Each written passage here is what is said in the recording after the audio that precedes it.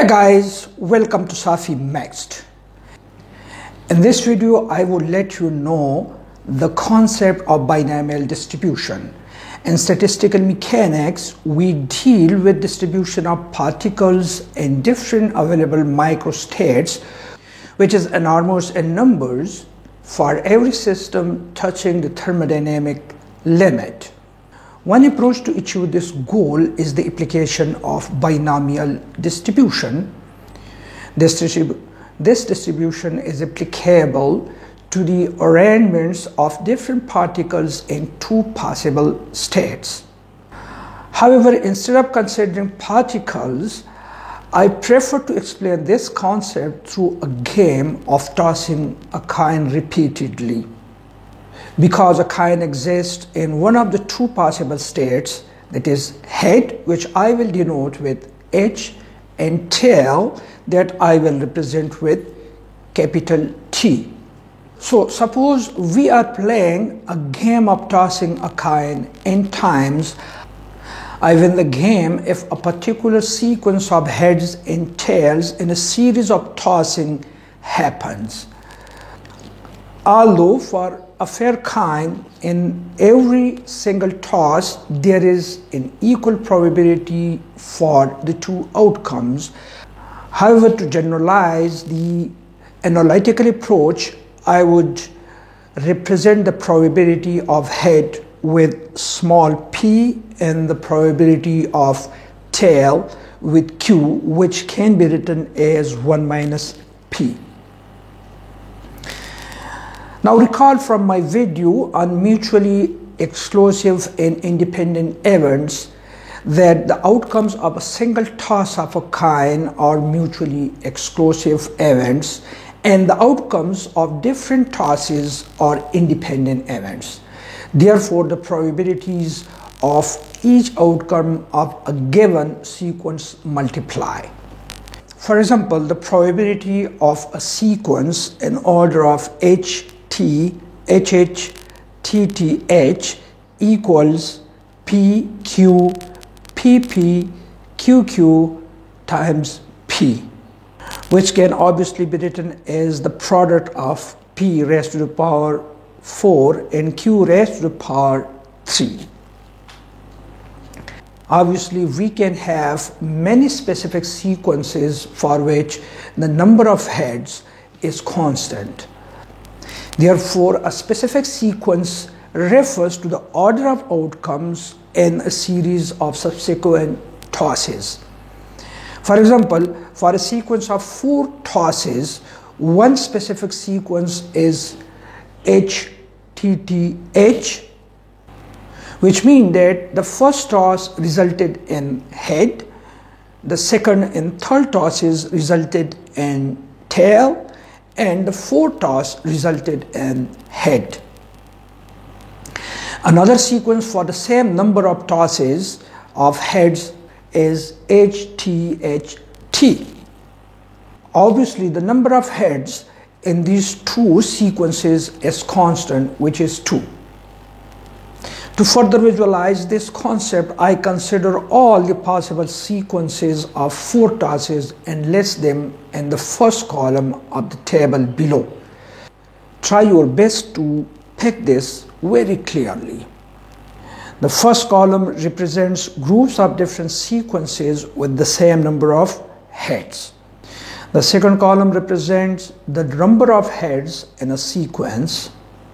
The third column lists the numerical values of sequences in a group, and the fourth column represents the probability of a group of sequences. We see from row 1 there is only one configuration in which all the tosses result in H. In the second row, there are 4 configurations in which only one toss results in H and the rest 3 tosses result in T. In the third row, there are 6 configurations in which 2 tosses result in H and 2 tosses result in T. In the fourth row, there are 4 configurations in which 3 tosses result in H and 1 toss results in T.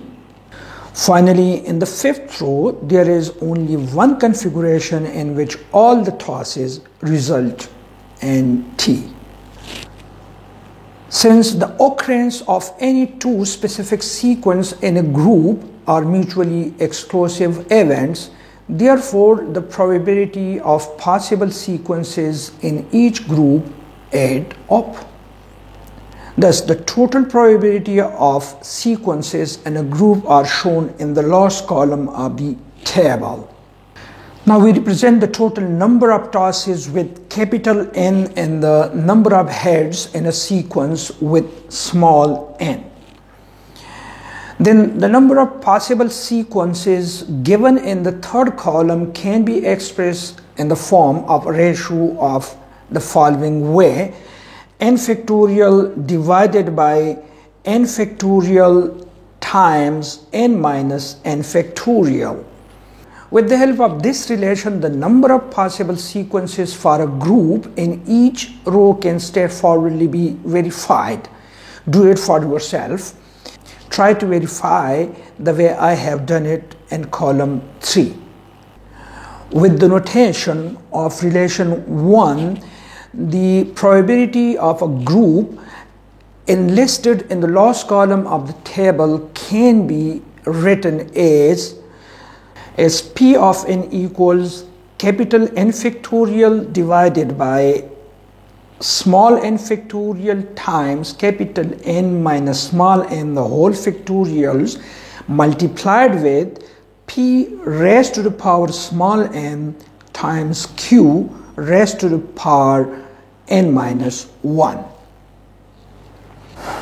Once again, I would suggest you to verify the values of probabilities given in the last column by using equation 2. Now, using the notation of binomial distribution, the coefficient of the product of probabilities in equation 2 can be expressed in the form of this relation. With this notation, equation 2 can be rewritten in the form of this one relation, that is P of n equals n by m times P raised to the power small n Q raised to the power small n minus 1. Note that in constructing equation 3, I use the product rule of probabilities of head and tail, as for repeated tosses they are independent events, and then we use the addition rule for the probabilities of different specific sequences, because different sequences are mutually independent or mutually exclusive events. Equation 3 is a general relation and is equally applicable to the selection of a group of small n particles out of capital N identical particles. Note also that for small p, which is the probability of head, equals to the probability of tail, and they're both equal to half. Under this condition, equation 3 is called Bernoulli distribution. If we plot equation 3 for p equals q equals half against small n, for different choices of capital N, we get curves of this form. We see that the form of the curve gets similar to the bell-shaped curve for large value of capital N.